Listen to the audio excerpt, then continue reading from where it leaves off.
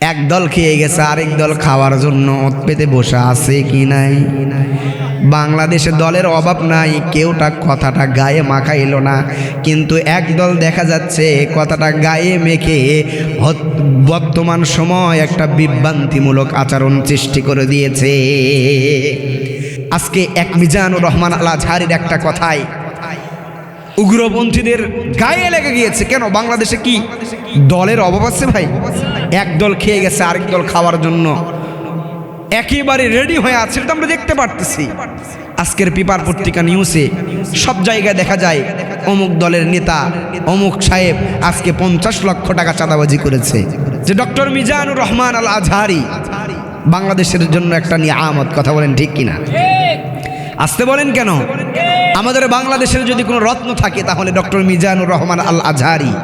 কারণ বর্তমান সময় এমন একটা প্রেক্ষাপট দেখা গিয়েছে, আগে তো মাদ্রাসার দিকে মানুষ মানে চোখ তুলে তাকাইতো না, মাদ্রাসাকে ঘৃণা করত, বিশেষ করে আলিয়া মাদ্রাসা এগুলো দেখতেই পারতো না। আজকে অন্তত ডক্টর মিজানুর রহমান আল আজহারীর দিকে তাকায়া তার যে পোশাক আশাক, আচার আচরণ, কথার ভঙ্গিমা, এগুলো দেখে অন্তত মানুষ অনেকজন এটা নিয়ত করেছে আমার সন্তানকে মাদ্রাসায় দেব। বলেন না সুবহানাল্লাহ। আমরা তো একজন কোরআনের পাখিকে হারাইছি, নামটা কি? কথা বলেন, নাম কি? আল্লামা দেলোয়ার হুসাইন সাইদি রাহিমাহুল্লাহ। এই বাংলাদেশ নয়, পুরো পৃথিবীর জন্য আল্লাহ তাআলা একটা রহমত হিসেবে আমাদেরকে পাঠিয়ে দিয়েছিলেন। বিশ্বের বিভিন্ন আনাচে কানাচে তিনি দ্বীনের দাওয়াত দিয়েছেন, ইসলামের দাওয়াত দিয়েছেন ঘুরে ঘুরে। যার জীবনের ভিতরে 50 বছর তাফসিরুল কোরআন মাহফিল, অর্থাৎ কোরআনের তাফসির করার কথা, তার জীবনের 50টি বছর তিনি কোরআনের জন্য জীবনটাকে উৎসর্গ করে দিয়েছেন। সেই মানুষটা 13 বছর জেল খাটার পরে জালিমের জিন্দানখানা থেকে চক্রান্তমূলক তাকে বিদায় করে দেওয়া হলো, হত্যা করে ফেলা হলো। তারপরে অন্তত পক্ষে পুরো বাংলাদেশে আমরা আজহারীকে দিয়ে অন্তত পক্ষে আমরা বর্তমান দেখতে পাচ্ছি যে আজহারীর মাহফিলে আজকে লক্ষ লক্ষ মানুষ দেখা যায়।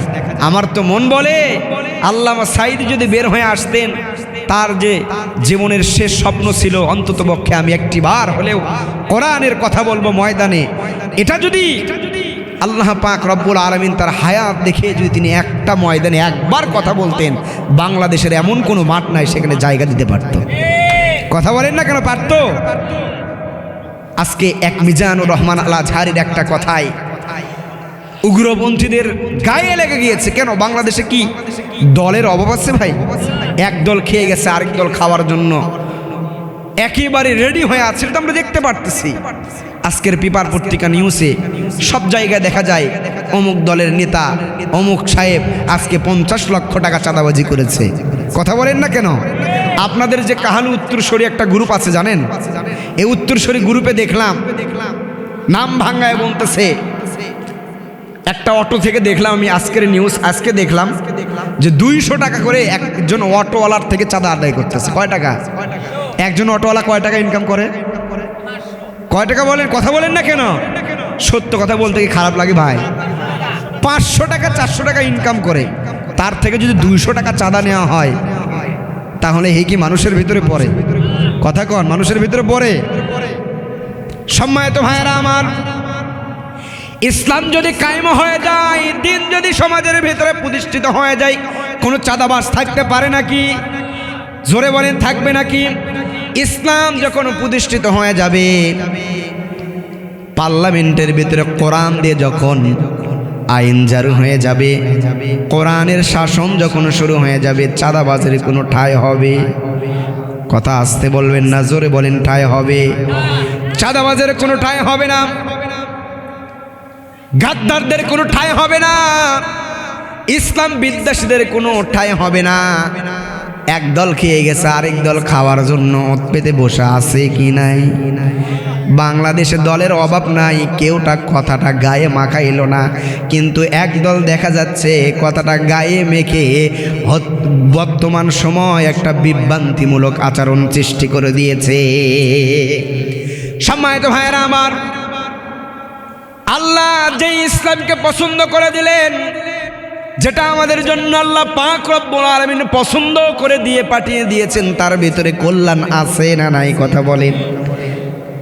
বিশ্বনবী জনাবে মুহাম্মদ রাসূলুল্লাহ সাল্লাল্লাহু আলাইহি ওয়াসাল্লাম এই ইসলামের দাওয়াত দিতে গিয়ে নবীজি আমার মার খেয়েছেন, এই ইসলামের দাওয়াত দিতে গিয়ে নবীজি আমার লাঞ্ছিত হয়েছেন, এই ইসলামের দাওয়াত দিতে গিয়ে, কোরআনের দাওয়াত দিতে গিয়ে নবীজি আমার উহুদের ময়দানে মার খেয়েছেন, তাইফে মার খেয়েছেন।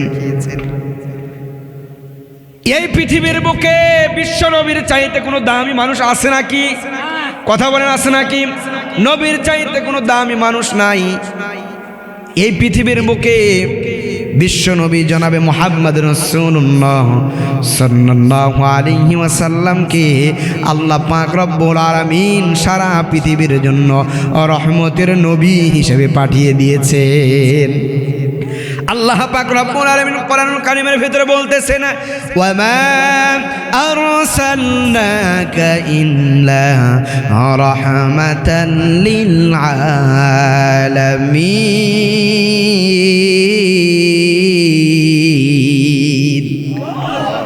আল্লাহ পাক রব্বুল আলামিন আমার নবীকে সারা পৃথিবীর জন্য রহমতের নবী হিসেবে পাঠিয়ে দিয়েছেন। আমার নবী শুধু আমাদের নবী তা নয়, পুরো জাহানের জন্য নবী। তিনি হিন্দুদের নবী ছিলেন কি ছিলেন না? সারা পৃথিবী জাহানের জন্য। আজকে বিশ্বের বড় বড় হিন্দুগুলো, বৌদ্ধগুলো কোরআনকে রিসার্চ করতে গিয়ে, বিশ্ব নবীজির জীবনীকে রিসার্চ করতে গিয়ে কালিমা পড়ে মুসলমান হয়ে যায়। আর আজকে মুসলমানগুলো ইসলাম ধর্মের ভেতরে থেকে নবীর সাথে গাদ্দারি করতে এক বিন্দু পরিমাণ কখনো চিন্তা ভাবনাও করে না।